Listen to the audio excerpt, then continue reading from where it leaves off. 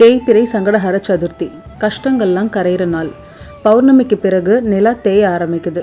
அந்த தேய்பிரையோட 4வது நாள் தான் சங்கடஹர சதுர்த்தி. அன்னைக்கு விநாயகர் வழிபாடு செய்கிறது பல்லாயிரம் பிறவி குறைகளை கரைக்கும் அப்படின்னு சொல்லப்படுது. ஒரு காலத்தில் சந்திரன், அதாவது நம்ம நிலா, விநாயகரை பார்த்து சிரிச்சாராம். எனக்கு எவ்வளோ அழகு இருக்குது, நான் எவ்வளோ பிரகாசமாக இருக்கேன், ஆனால் உன்னை பாரு, குட்டி உறும்பு, ரொம்ப பெரிய வயிறு அப்படின்னு சொல்லி சிரிச்சாராம். ரொம்ப அகந்தையோடு சிரிச்சாராம். அதுக்கப்புறம் விநாயகருக்கு ரொம்ப கோவம் வந்து சாபம் கொடுத்துட்டாராம். இனிமேல் உன்னை பார்க்குறவங்க தவறே செய்யலைனா கூட அவங்க மேலே பழி வந்து விழும் அப்படின்னு சொல்லிட்டு.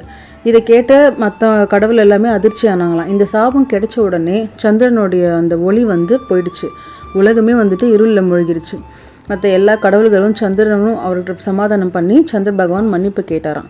அதுக்கப்புறம் விநாயகர் ரொம்ப கருணையோடு சொன்னாராம், நிலா வந்து தினமும் கொஞ்சம் கொஞ்சமாக வெளிச்சம் அப்படியே வரும், ஆனால் இந்த தேய்பிறை சதுர்த்தி நாளில் என்னை வழிபட்டால் எல்லா சங்கடமும் கரைஞ்சு போயிடும் அப்படின்னு.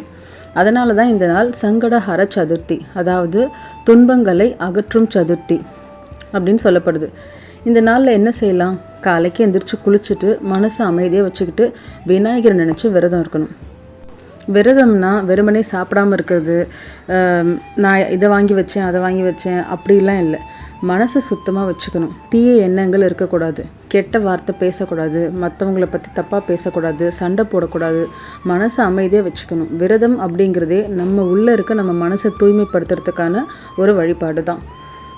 காலையிலேருந்து விரதம் வந்துட்டு சாயங்கால நேரத்தில் நிலா வந்ததுக்கப்புறமா அருகம்புல், கொழுக்கட்டை, தேங்காய் இதெல்லாம் வச்சு பூஜை பண்ணலாம். அதுக்கப்புறம் விநாயகர் அகவல் இல்லைன்னா விநாயகரோட ஏதாவது ஒரு ஸ்தோத்திரம் சொல்லணும்.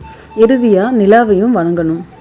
இதனால் என்ன பலன் கிடைக்கும்? மனசில் இருக்கிற பயம், குழப்பம் எல்லாம் நீங்கிடும். கடன், தடை, தவறான குற்றச்சாட்டுகள் இதெல்லாம் விலகும். வீட்டில் அமைதியும் செல்வமும் நிம்மதியும் வளர்ச்சி அடையும். இந்த தேய்பிறை சங்கடஹர சதுர்த்திக்கு விநாயகரை மனசார வழிபடணும். நம்ம நினச்சது எல்லாமே நடக்கும், முடியாததும் முடியும். ஞாபகம் வச்சுக்கோங்க, வழிபாடு அப்படிங்கிறது ரொம்ப விலை உயர்ந்த பூ, பழங்கள் இதெல்லாம் வச்சு பண்ணுறது கிடையாது. ஒரே ஒரு தீபம் ஏற்றி நம்ம மனசை தூய்மையாக வச்சுக்கிட்டா கடவுள் நம்ம முன்னாடி வந்து எழுந்தருளை பண்ணி நம்ம கேட்டதை கொடுப்பாரு. இது ஒலி தேடல். பக்தியுடன் சுபஸ்ரீ.